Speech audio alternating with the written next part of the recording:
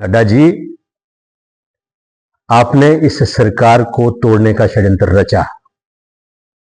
आप उस षड्यंत्र में असफल हुए। आप हिमाचल प्रदेश से हैं।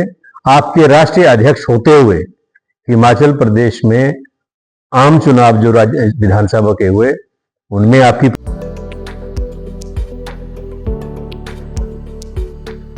प्रदेश की ग्रामीण अर्थव्यवस्था के मुख्य स्तंभ किसानों के हित में सुक्खू सरकार। अन्नदाता की जमीन अब नहीं होगी नीलाम। एग्रीकल्चर लोन इंटरेस्ट सबवेंशन योजना के तहत बैंकों के माध्यम से वन टाइम सेटलमेंट पॉलिसी के अंतर्गत 3 लाख रुपए के कृषि लोन को चुकाने के लिए मूलधन पर लगने वाले ब्याज का 50% हिस्सा सरकार करेगी वहन। योजना के लिए 50 करोड़ रुपए का किया गया है प्रावधान। आत्मनिर्भर हिमाचल की नींव रख रहा हिमाचल का किसान। सूचना एवं जनसंपर्क विभाग, हिमाचल प्रदेश सरकार द्वारा जनहित में जारी। पराजय हुई, वो मैं कहूंगा कि क्योंकि राष्ट्रीय अध्यक्ष आप हैं, आपका राज्य है, तो जो मुख्यमंत्री थे और प्रदेश की भारतीय जनता पार्टी है, उसकी पराजय के साथ साथ आपकी भी पराजय हुई है हिमाचल प्रदेश में।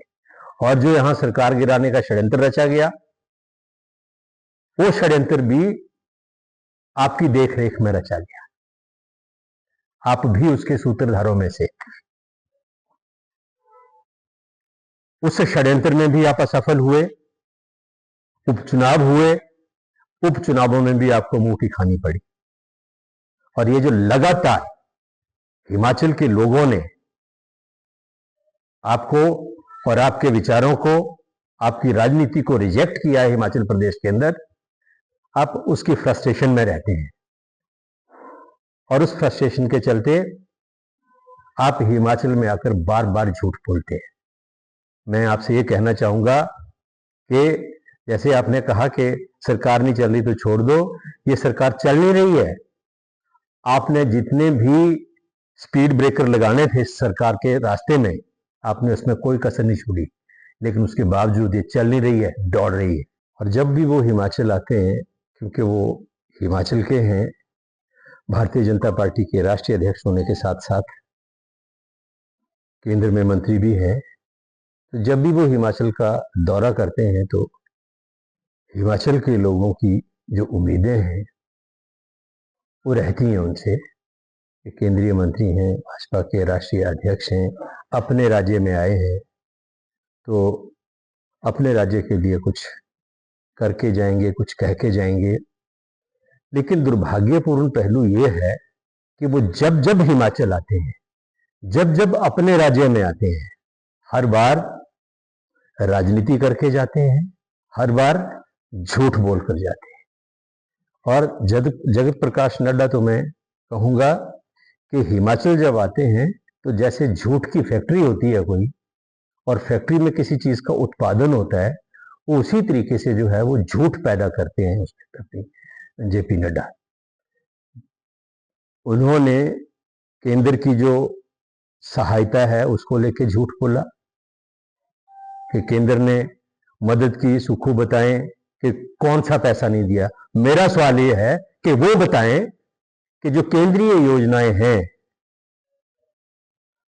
जो फेडरल सिस्टम में किसी भी राज्य का अधिकार होता है, उन योजनाओं में केंद्र से जो धन मिला प्रदेश को, उसके अतिरिक्त उन्होंने कौन सा धन हिमाचल प्रदेश को मदद के तौर पर दिया, जिसको वो मदद कहते हैं।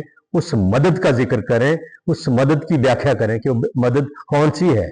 जो केंद्र प्रायोजित जो योजनाएं हैं उनसे बाहर जाके उन्होंने है, उसको लेके जो हिमाचल सरकार ने एक ऐड दी है, उसको लेके आपने सवाल उठाए। आपसे तो ये अपेक्षा थी कि जो आपकी सरकार ने जयराम के नेतृत्व में विद्यार्थी परिषद, आरएसएस और इस तरह की जो आपकी पॉलिटिकल ऑर्गेनाइजेशंस हैं,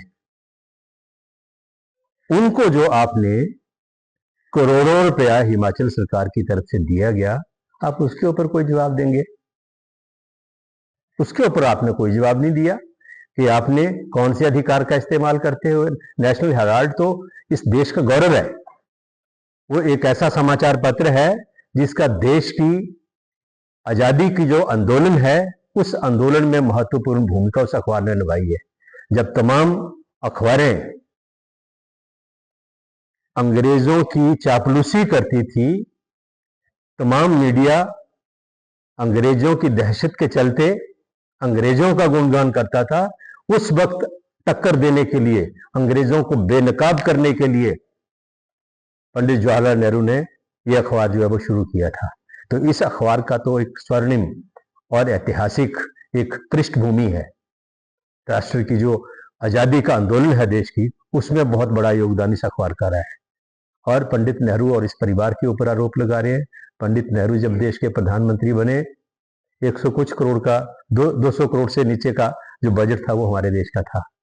और उस वक्त के जो आर्थिक हालात थे उनको देखते हुए पंडित नेहरू ने अपनी जो पारिवारिक संपत्तियां थी वो देश को दान दी, जिनकी आज कीमत जो है हजारों करोड़ रुपए में है।